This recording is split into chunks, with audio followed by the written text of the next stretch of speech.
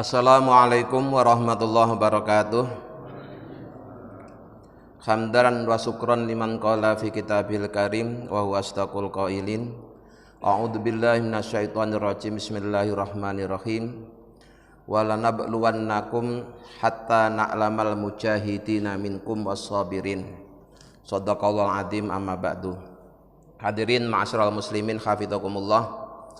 Malam ini masih melanjutkan membaca beberapa hadis yang menjelaskan tentang sabar. Bismillahirrahmanirrahim. Wa an Abi Sa'idin, diriwayatkan dari Abi Sa'id, nama aslinya Sa'd bin Malik bin Sinan, yaitu Sa'ad bin Malik bin Sinan Al-Khudri radhiyallahu anhuma, semoga Allah meridhoi keduanya. Di hadis berikut ini diriwayatkan dari salah seorang sahabat Nabi namanya Abi Sa'id. Panggilannya, nama aslinya Sa'd bin Malik bin Sinan Al-Khudri. An-nasan, sesungguhnya orang-orang minal ansori, dari sahabat Ansor. Jadi sahabat Nabi yang berasal dari kota Madinah. Sa'alu, mereka meminta Rasulullah kepada Rasulullah SAW.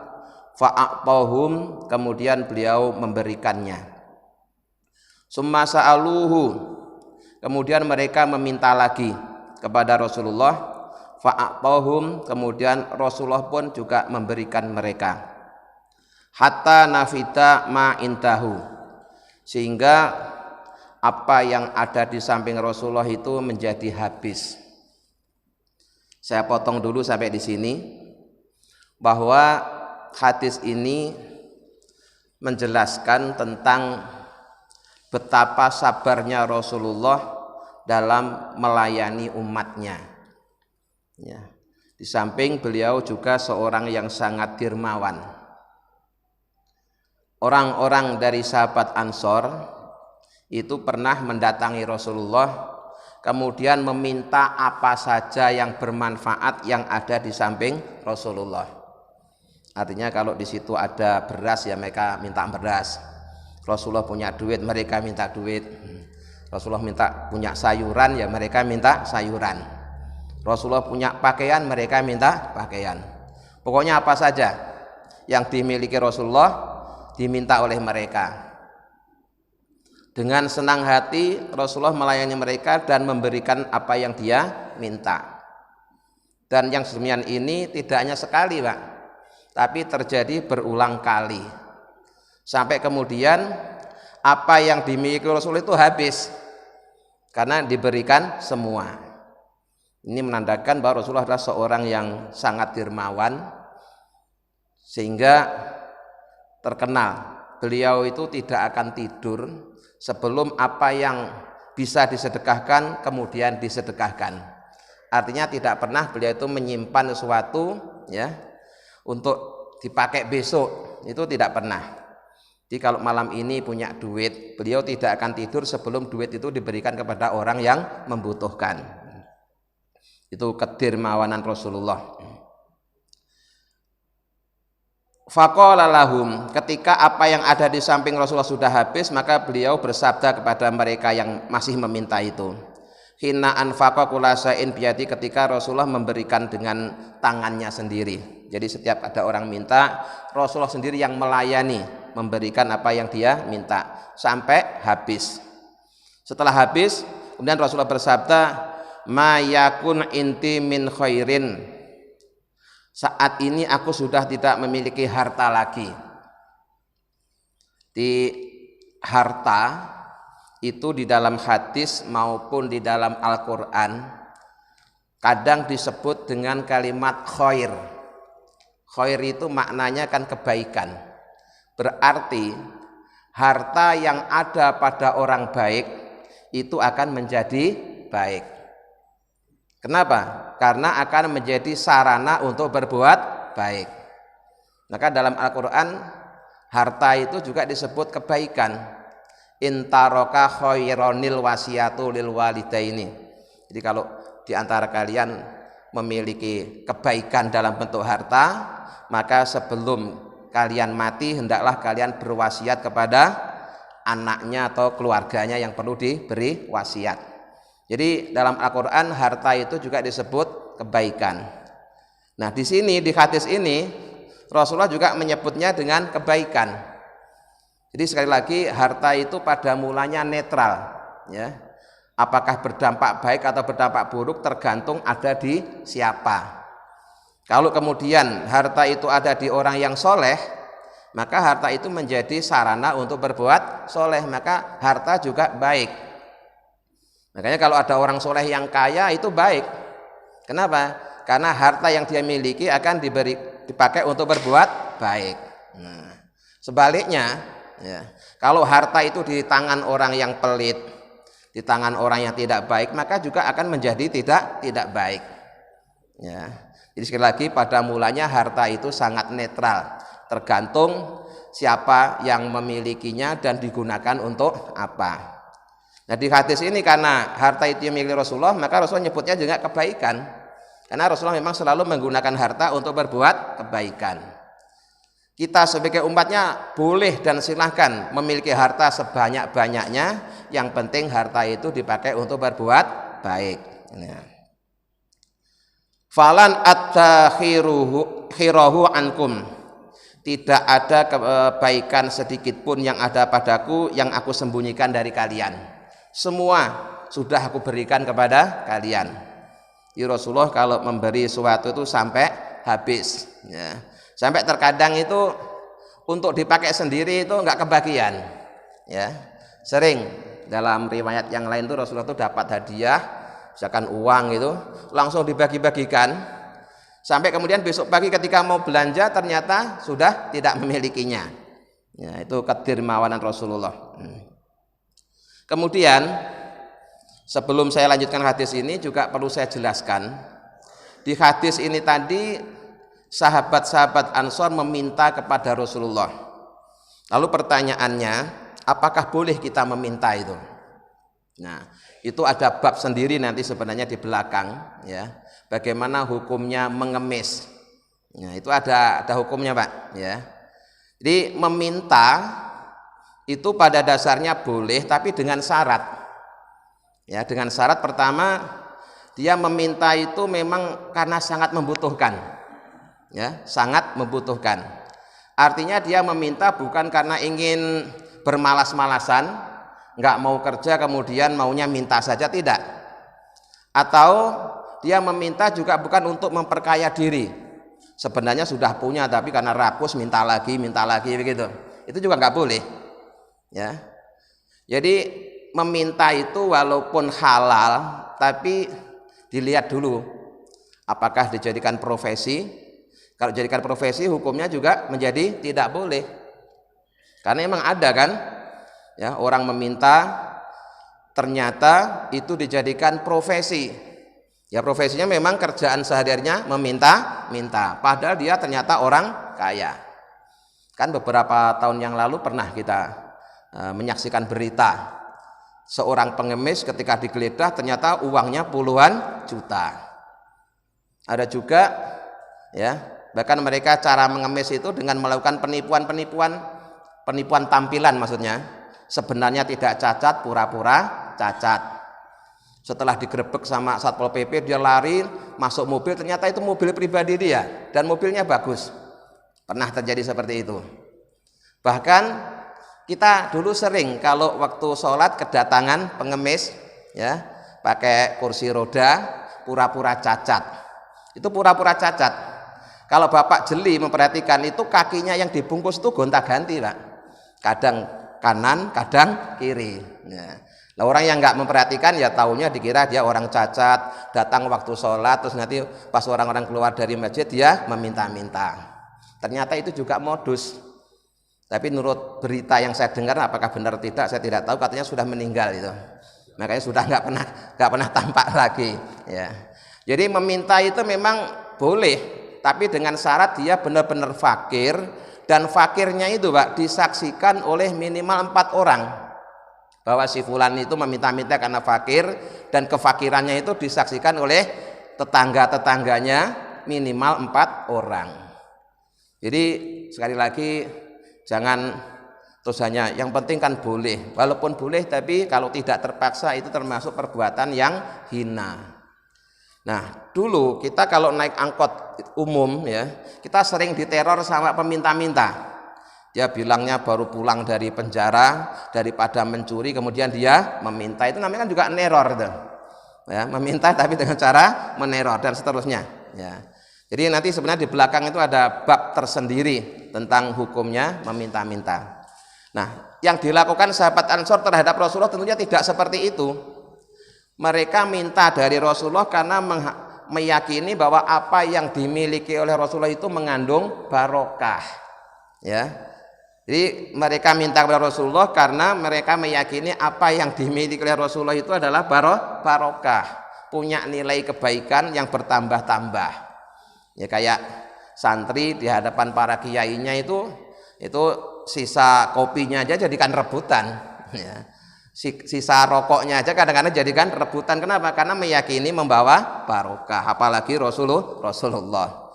Maka apa aja yang dimiliki Rasulullah diminta, ya, sampai kemudian habis. Nah setelah habis Rasulullah bilang, udah tidak ada lagi yang aku bisa berikan kepada kalian, tidak ada yang aku sembunyikan, tidak ada yang aku simpan, semuanya sudah aku berikan.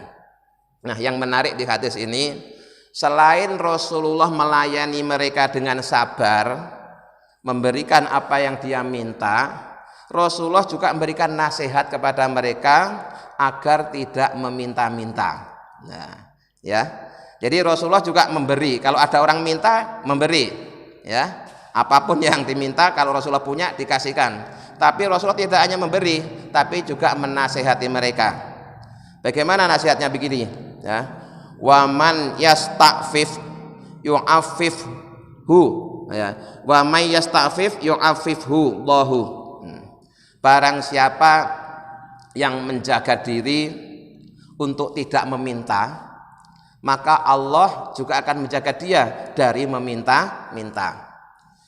Jadi menjaga diri untuk tidak meminta itu bahasa Arabnya namanya ifah, ya, namanya ifah.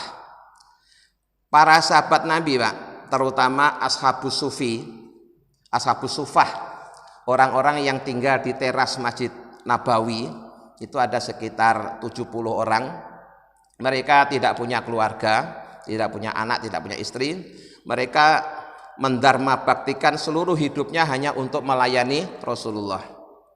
Mereka itu sebenarnya tidak punya harta, tidak punya apa-apa, tapi mereka tidak pernah meminta-minta.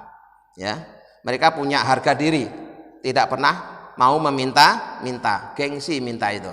Ya, tetapi jika ada orang yang memberi, mereka mau menerima. Ya, meminta nggak mau, tapi kalau dikasih dia mau menerima. Bahkan tampilan mereka itu adalah seperti layaknya orang kaya, sampai kemudian orang-orang yang nggak ngerti dikiranya ya dia itu adalah orang kaya, padahal aslinya nggak punya apa-apa. Tapi kenapa kok kefakirannya tidak tampak?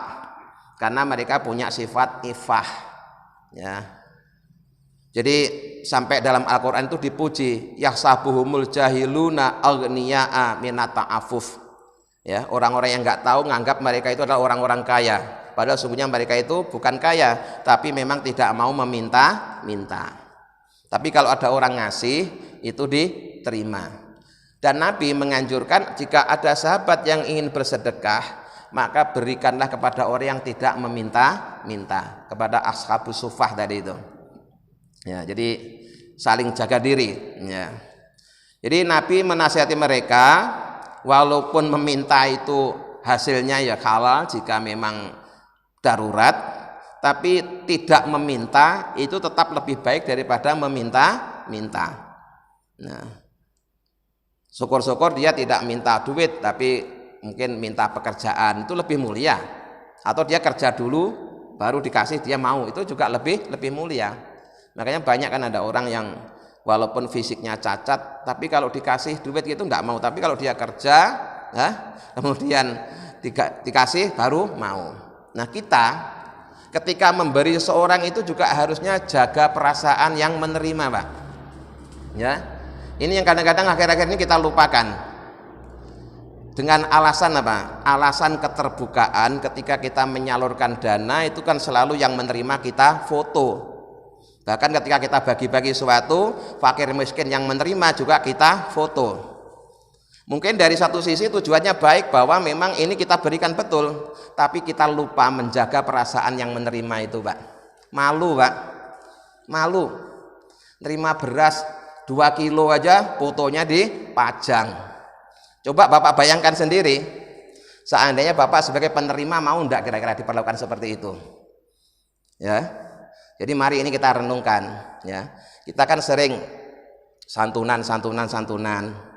Kalau mau moto itu jarak jauh aja lah. Jangan sampai kelihatan mukanya satu persatu gitu loh, maksud saya itu. Kasihan, mereka itu juga malu loh, Pak. Menerima sumbangan itu juga malu. Ya, terutama yang punya sifat ifah, ya. Kecuali yang memang sudah nggak punya sifat ifah, dia seneng aja, malah mejeng gitu, seneng ya. Tapi yang punya ifah terus terang mereka malu. Kadang-kadang yang diberikan tidak seimbang dengan malunya, ya. Ngasih cuma 10.000 aja difoto, nah, dipajang di Facebook, ini kan malu. Nah, jadi tolong ya, yang memberi itu dengan niat yang baik juga harus dilakukan dengan cara yang baik. Jadi jangan sampai kemudian justru yang menerima itu merasa malu, ya, merasa malu karena fotonya dipajang. Jadi Rasulullah tidak hanya memberi tapi juga menasehati agar kebiasaan meminta-minta ini tidak terjadi gitu. Disuruh ifah. Wa may yastagni, dan barang siapa yang merasa kaya, merasa cukup, yughnihillahu, maka mereka juga akan dikayakan oleh Allah. Ya, jadi kalau dia mau jaga diri untuk tidak meminta-minta, maka oleh Allah juga akan dijadikan orang yang tidak meminta-minta. Karena minta-minta ini nanti jadi kebiasaan. Oh, ternyata lebih enak minta aja dikasih. Nah, pengemis itu penghasilannya sehari itu bisa lebih banyak daripada kuli bangunan loh. Iya, ya. Yang mengemis di lampu-lampu merah itu kenapa mereka kebiasaan terus mengemis? Karena ya penghasilannya ternyata lebih banyak daripada kuli bangunan. Padahal kuli bangunan harus mandi keringat. Ya, mereka tinggal mengacungkan tangan. Nah, ini mereka telah kehilangan sifat ifah. Nah, kemudian wa may yatasobbar, dan barang siapa yang bersabar, yusabbirhullahu, maka mereka juga akan diberikan kesabaran oleh Allah. Ya, jadi jangan gampang-gampang meminta. Walaupun meminta itu boleh, tapi tidak meminta tetap lebih baik daripada suka meminta. Berusaha dululah secara maksimal, ya. Kecuali jika memang sudah kondisi darurat. Nah, kemudian ini berdasarkan pengalaman di masjid-masjid ini sering kadang kedatangan tamu yang mereka itu juga meminta, Pak. Ya. Nah, itu saya jadi tahu itu gini, kalau mereka itu benar-benar orang yang butuh, benar-benar orang kepepet, misalkan sanggup untuk pulang kampung atau gimana gitu, mereka datang itu tidak segera ngomong. Nampaknya dia menahan rasa malu dulu. Nyari kalau sudah sepi gitu, ya. Kalau sudah sepi terus baru nemuin saya secara pribadi, terus dia menyampaikan kesulitannya. Itu biasa terus saya kasih sesuai dengan yang dibutuhkan. Nanti kalau dia asli, Pak, itu dia tidak akan kembali lagi. Bahkan kadang setelah nyampe di kampungnya dia ngasih kabar, mengucapkan terima kasih. Itu yang asli, berarti memang mereka meminta karena kepepet. Tapi kalau yang modus itu baru datang sudah cerita macam-macam yang menyedihkan. Nah, saya jadi apal kalau yang begini ya kita kasih sekedarnya aja, dan nanti nggak lama kemudian dia akan datang lagi, kan datang lagi berulang-ulang gitu. Ya, ini modus-modus orang yang meminta. Ya, jadi ada yang pura-pura cacat, ada yang pura-pura masuk Islam. Ya nemuin di sini orang pura-pura masuk Islam itu kalau nggak salah 3 kali. Ya. Dia pura-pura teraniaya setelah masuk Islam, membuat kita simpatik, lalu kita kasih macam-macam. Nggak lama kemudian datang lagi, dikiranya kita lupa, dia cerita lagi, langsung ketahuan baru datang. Ibu kan yang cerita kemarin, akhirnya dia langsung kabur itu yang begitu. Nah, jadi sekali lagi ya, meminta itu ya boleh, tapi sekali lagi tidak bisa dijadikan profesi. Tidak bisa dijadikan untuk memperkaya diri, apalagi yang memang orang itu malas. Ya. Jadi tetap tangan di atas lebih baik daripada tangan di bawah. Di atas itu yang memberi, di bawah itu yang meminta. Kemudian yang kedua yang perlu saya ingatkan, ketika kita memberi sesuatu kepada seseorang yang memang membutuhkan, jaga perasaan mereka. Ya, jangan kemudian terus membuat mereka jadi malu, itu jangan ya. Mereka juga punya perasaan ya. Mereka juga manusia seperti kita. Bayangkan seandainya kita sendiri yang posisinya diberi bagaimana? Gitu ya. Harus begitu ya. Makanya kalau orang-orang yang tahu itu memberinya itu secara sembunyi-sembunyi ya. Sehingga tidak membuat yang menerima jadi malu. Nah, wa ma utiya ahadun, dan tidaklah seseorang memberikan atauan pemberian khairon yang baik, wa ausa'a, dan memberi keluasan ya, yang tidak ada yang lebih baik minas sabri, dari sabar. Wa ma utiya, dan tidak ada pemberian atau tidak memberikan ya. Jadi salah satu pemberian yang terbaik dan paling luas ketika seorang itu diberikan kesabaran. Karena kalau sabar akhirnya kan tidak meminta. Kalau tidak sabar dikasih berapapun kurang, ya. Nanti minta lagi. Bahkan ada juga orang itu kalau dikasih itu malah ngabsen keluarganya. Yang ini belum Pak, yang ini belum Pak, yang ini belum Pak. Loh, akhirnya yang ngasih kan jadi bingung. Padahal bisa jadi yang mau dikasihkan ini terbatas. Maunya cuma dikasihkan 5 orang atau 10 orang. Tapi setiap yang dikasih itu terus ngabsen saudaranya, akhirnya kan jadi nggak enak ya. Terpaksa ya. Mestinya rencananya hanya ngasih 10 orang jadi 15 orang, jadi lebih, dan itu kan juga menjadi tidak baik. Itu problematika tentang memberi dan diberi. Nah, jadi Rasulullah pun juga menghadapi masyarakat umat yang suka meminta-minta, tapi tentunya motifnya beda ya. Kalau meminta kepada Rasulullah barangkali yang diminta karena keberkahannya, tapi Rasulullah dengan sabar melayani mereka sampai tidak tersisa. Tapi yang perlu kita contoh, Rasulullah juga tidak hanya memberi apa yang dia minta, tapi Rasulullah juga memberikan nasihat. Nah, nasihat agar mereka bersabar untuk tidak gampang-gampang meminta. Saya tambahkan satu hadis lagi. Wa an Abi Yahya, dan diriwayatkan dari Abi Yahya, nama aslinya Suhaib bin Sinan, yang bersama ya. Kalau tadi itu Malik bin Sinan, ini Suhaib bin Sinan radhiyallahu anhu, semoga Allah meridhoinya. Hadisnya yang atas tadi statusnya muttafaqun alaihi, disepakati oleh kesohihan oleh Bukhari dan Muslim. Qala, Abi Yahya berkata, qala telah bersabda sapa Rasulullah sallallahu alaihi wasallam. Ini hadis yang sangat sering saya singgung, saya nukil. Ajaban, sungguh mengagumkan, li amril mukmini, urusan yang dimiliki oleh orang beriman. Inna amrohu kullahu lahu khairun, sesungguhnya semua urusannya orang mukmin itu adalah merupakan kebaikan. Walaisa dzalika, dan yang dimana ini tidak terjadi li ahadin pada seorang illa lil mukmini, kecuali hanya buat orang yang beriman. Di Rasulullah saja memulai sabdanya ini dengan kalimat sungguh mengagumkan urusan yang terjadi pada orang yang beriman. Karena orang yang beriman itu semua urusannya berdampak kebaikan. Dan yang demikian ini hanya bisa terjadi pada orang yang beriman. Kalau tidak beriman tidak bisa. Ya, tidak bisa. Apa itu?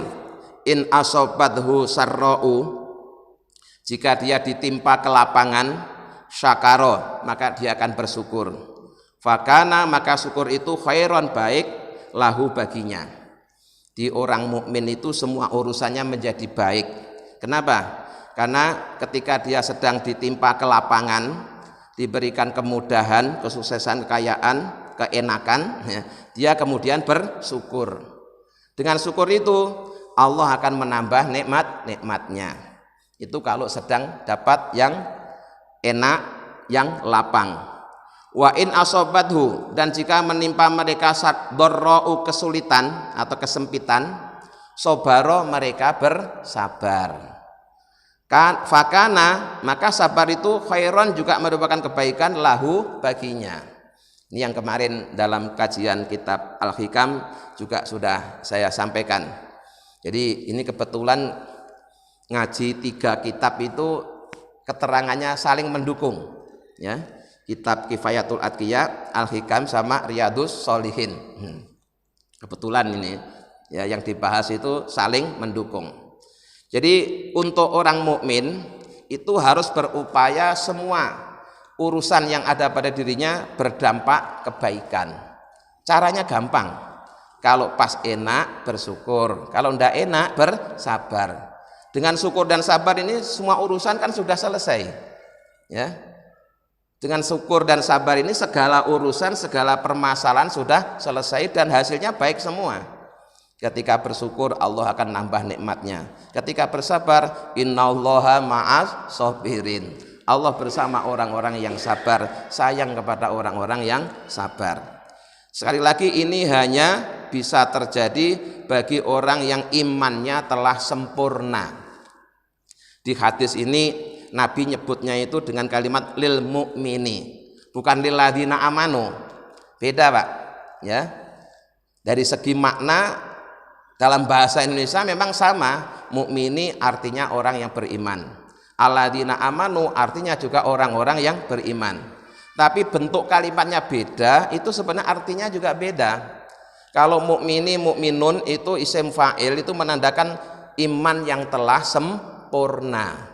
Ya, iman yang telah sempurna. Kalau cuma alladzina amanu, itu yang penting dia sudah beriman. Walaupun mungkin kadar imannya baru 10%, 20%, 30%, itu sudah masuk alladzina amanu. Tapi kalau untuk menjadi mukminu itu ya harus 100%. Maka di dalam Al-Qur'an itu yang dipuji itu yang imannya telah sempurna. Qad aflahal mu'minun. Ya, sungguh beruntung orang-orang yang imannya telah sempurna. Bukan sekedar beriman, tapi imannya telah sempurna. Nah, di hadis ini tadi Nabi 2 kali menyebut kalimat mukmini, juga menunjukkan bahwa ini bukan sekedar iman, tapi orang yang imannya telah sempurna. Dia sudah ridho dengan qada qadarnya Allah, sehingga semua urusannya jadi baik. Ya, pas lapang dia bersyukur, maka syukurnya menjadikan dia baik. Pas sempit dia bersabar, maka sabarnya juga menjadikan dia baik. Rawahu Muslimun. Hadis ini diriwayatkan oleh Imam Muslim. Jadi sekali lagi mari kita menjadi orang yang tidak hanya sekedar masuk dalam kelompok alladzina amanu, tapi kita menjadi kelompok orang-orang yang al-mu'minun atau al-mu'minin, ya, orang-orang yang imannya telah sempurna sehingga semua permasalahan yang kita hadapi akan menjadi kebaikan, ya. Ketika enak bersyukur, ketika tidak enak bersabar. Sehat syukur, sakit sabar, sukses syukur, gagal sabar. Begitu seterusnya. Maka urusannya semuanya menjadi baik. Mudah-mudahan dengan bimbingan Allah kita bisa mengamalkannya. Amin ya rabbal alamin. Terima kasih. Assalamualaikum warahmatullahi wabarakatuh.